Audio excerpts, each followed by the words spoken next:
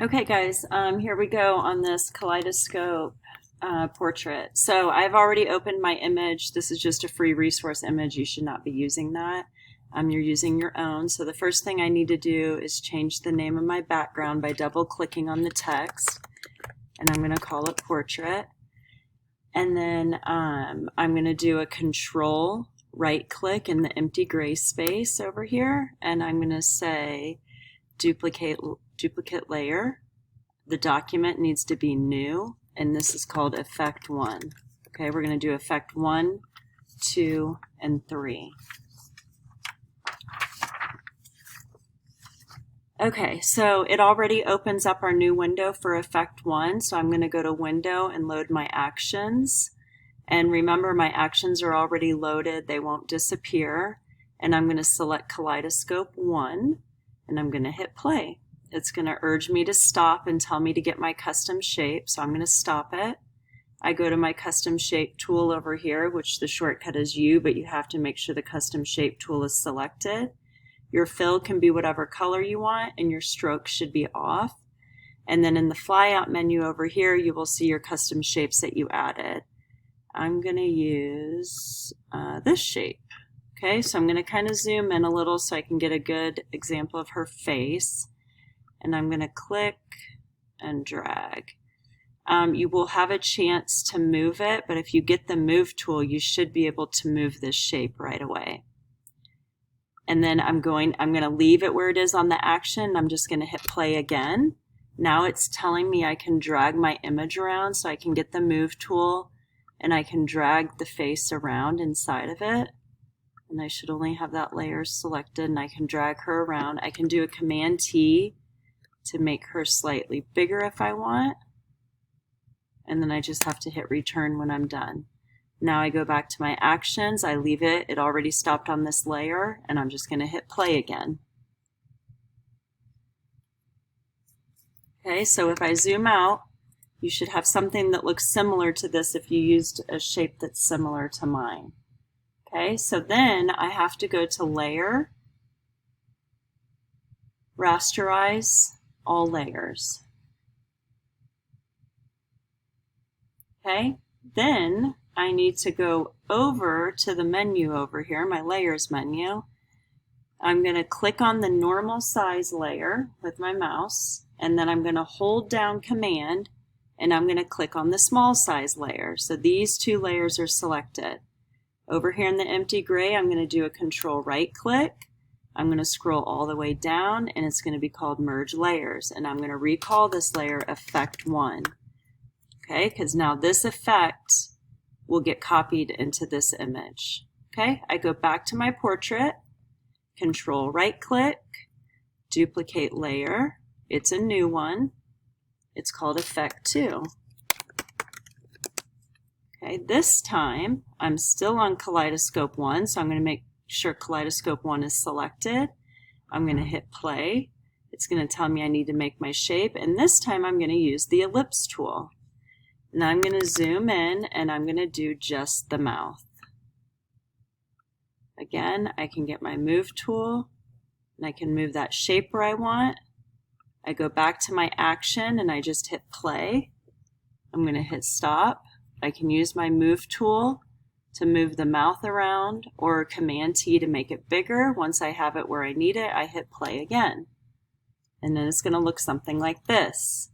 I have to go to layer, rasterize all layers. Then now I go over to my menu over here, my layers, and it tells me that I need to get rid of what layers? Okay, so I need to click on, I need to unclick everything except for the large size. So I'm taking all the layer visibility off except for large size. I'm going to make that big. I want 41 copy, 31 copy, and 2 copy. Everything else disappears. So I should only have 41, 31, and 2. Then I can go in and I can move these guys however I want. I could do a Command T and rotate them. I could make them smaller if I want. Okay, maybe I'll make this one a little smaller. Command T, hit return. I'm going to make this one smaller. And now I'm going to kind of set them in place here. And I think this one needs to be at a different angle.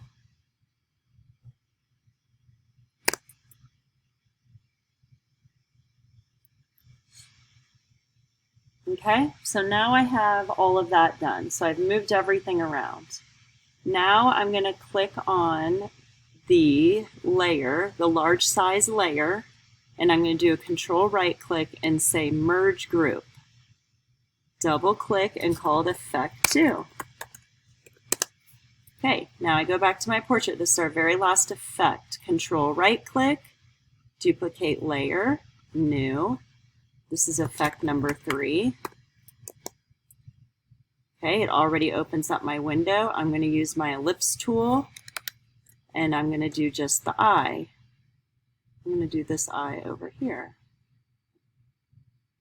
Okay, this time, I messed up. I went a little too ahead of myself. This time I'm on Kaleidoscope 2. Okay, so I'm not doing anything. I go to Kaleidoscope 2, I hit play. It's going to stop me. Now I draw the shape out. Sorry about that. Now I hit play again. It's going to tell me I can move it around. And I can zoom in if I want. I'm going to do a zoom in with a Command T and make that eye a little bit bigger. And then I'm going to move it over here and hit return and hit play again. It's going to do its thing. Remember, we're doing Kaleidoscope 2, not Kaleidoscope 1. Okay, then I go to Layer, Rasterize, All Layers. Now what I need to do is select I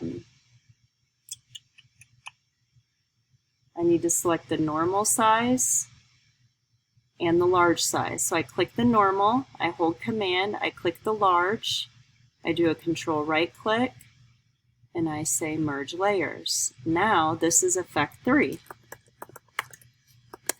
Okay, I can go to effect 1, I can select the layer, do a Command C, Command V. Command T it if I want to make it smaller. Okay, then I'm going to go to effect 2. I'm going to copy that layer, Command C. I'm going to go back here, Command V, and I'm going to put that right in the middle there. And then effect 3, Command C, Command V. And then I'm going to zoom out, and I'm going to do a Command T. And I'm going to make all these little eyes because they radiate off of her. So I'm going to kind of set that up in a way that's even. If you hold Option as you're doing Command T, it makes everything move from the edges, and then I can hit return. I can go in here and I can do a hue saturation. And I can do the clipping mask, which is the little square with the arrow pointing down. And I can change the hue saturation of those eyes. Okay, I can kind of play with that. Maybe I want to give them like a pink color or something. Same with effect 2. Maybe I want to go in and give it a fun, weird little blending mode. You can play with that as well. I'm going to keep it on normal, but I'm going to give it a curves. Okay, I'm going to give it a curves adjustment, and I'm going to clip it only to effect 2. So I'm going to go down a little and then up. And then effect 1, I think I'm going to make it black and white. So I'm going to go black and white, and if I don't clip it down here, it's going to go to the entire image. So I'm going to clip it just there. I'm going to do an auto, and I'm going to adjust the black and white. And we're all done. So you can see a close-up version. And there's things that you can do, like say you want to duplicate this layer, I can do a Command J, and then now I have multiples. Whoops. So I can have multiples here, and I accidentally distorted that. And then I can play with the blending modes and do something. Maybe I'll do an overlay, soft light, and I'll lower the opacity. Okay, and then if you want to add a texture over it, all you do is open, file open your image, move it over like you did the 10 views, and change your blending mode and your opacity. And then you turn in your PSD and your JPEG.